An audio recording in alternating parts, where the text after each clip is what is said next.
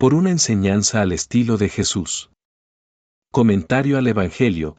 Creemos que la educación es una de las formas más efectivas de humanizar el mundo y la historia, decía el Papa Francisco en cierta ocasión, teniendo como referencia la enseñanza de Jesús. Y tenía razón porque no cualquier tipo de educación sirve para humanizar. Hay pedagogías que oprimen en lugar de liberar, que manipulan en vez de concientizar, como decía el gran pedagogo Paulo Freire.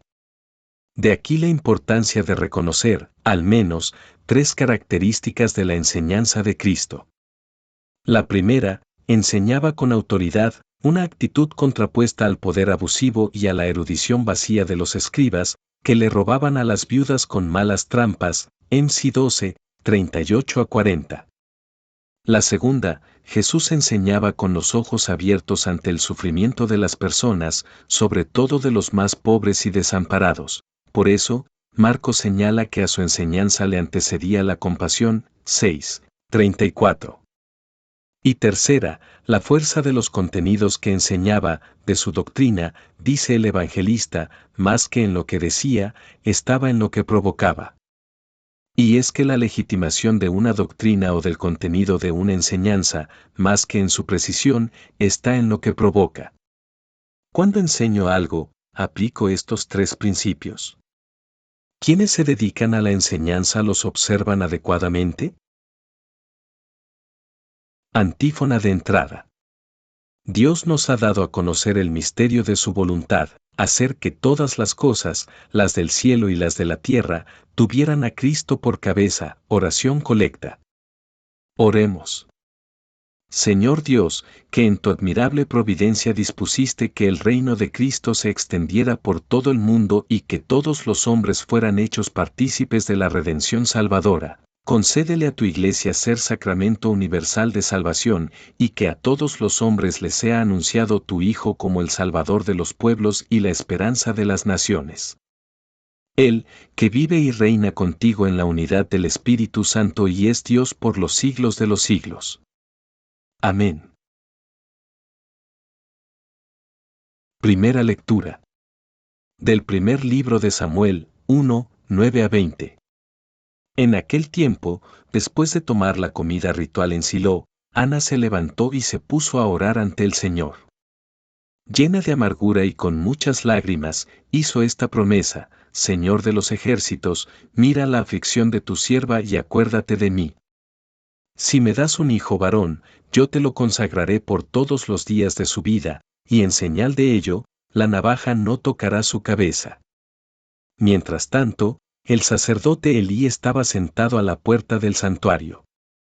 Ana prolongaba su oración y Elí la miraba mover los labios, pero no oía su voz. Pensando que estaba ebria, le dijo: «Has bebido mucho. Sal de la presencia del Señor hasta que se te pase». Pero Ana le respondió: «No, Señor. Soy una mujer atribulada. No he bebido vino ni bebidas embriagantes, estaba desahogando mi alma ante el Señor. No pienses que tu sierva es una mujer desvergonzada, pues he estado hablando, movida por mi dolor y por mi pena».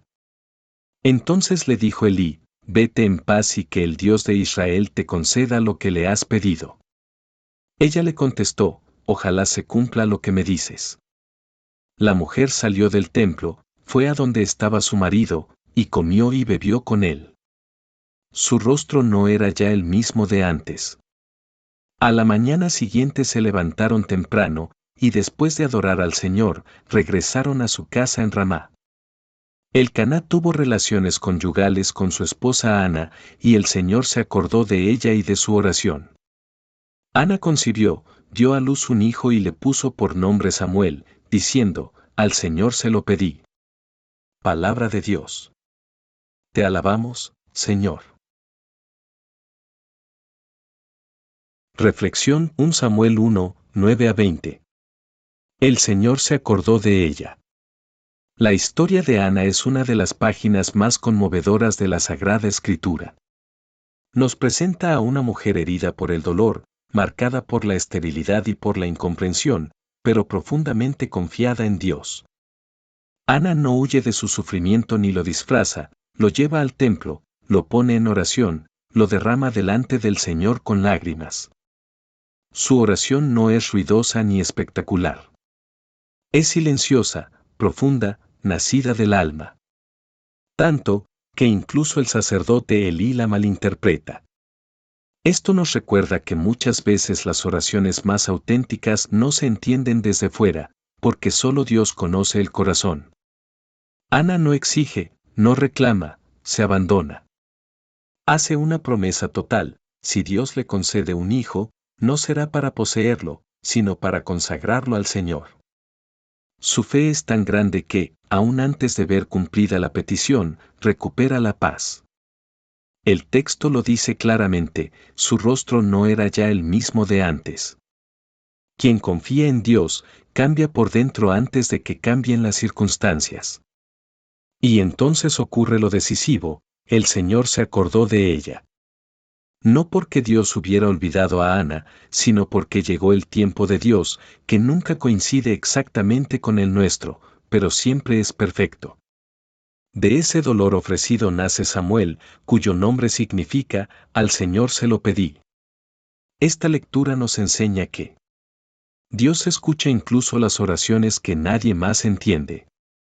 El sufrimiento ofrecido con fe puede convertirse en bendición.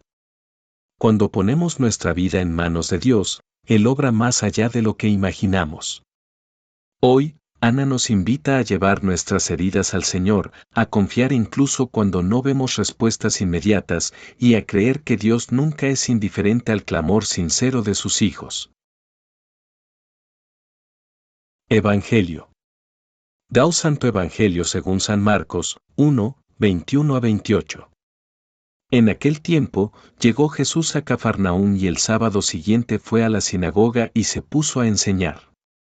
Los oyentes quedaron asombrados de sus palabras, pues enseñaba como quien tiene autoridad y no como los escribas.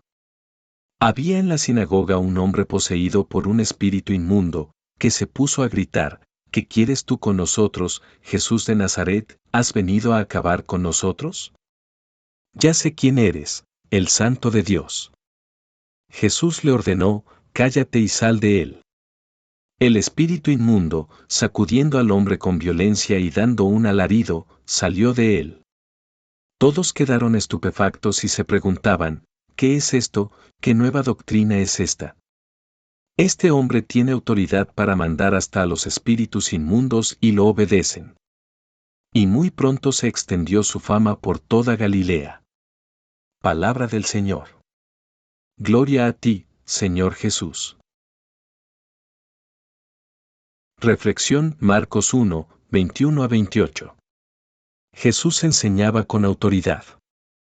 Este Evangelio nos presenta el inicio del ministerio público de Jesús y nos muestra algo que impacta profundamente a quienes lo escuchan: Jesús habla y actúa con autoridad. No repite teorías ni tradiciones humanas, Él habla desde Dios, porque Él es Dios. La gente queda asombrada porque su palabra no solo instruye, sino que transforma. Mientras los escribas explicaban la ley, Jesús la encarna. Su autoridad no viene del cargo ni del prestigio, sino de la verdad y del amor que brotan de su intimidad con el Padre. En la sinagoga aparece un hombre poseído por un espíritu inmundo. Es significativo que el mal se manifieste justo donde se proclama la palabra. El demonio reconoce quién es Jesús, el Santo de Dios. Muchas veces, el mal reconoce a Cristo antes que los hombres, pero no se convierte, solo tiembla ante su poder. Jesús no dialoga con el mal ni le da espacio. Su orden es clara y firme. Cállate y sal de él.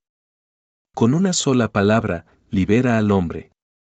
Esto nos enseña que la palabra de Cristo tiene poder para expulsar todo aquello que esclaviza al ser humano: el pecado, el miedo, la desesperanza, la mentira.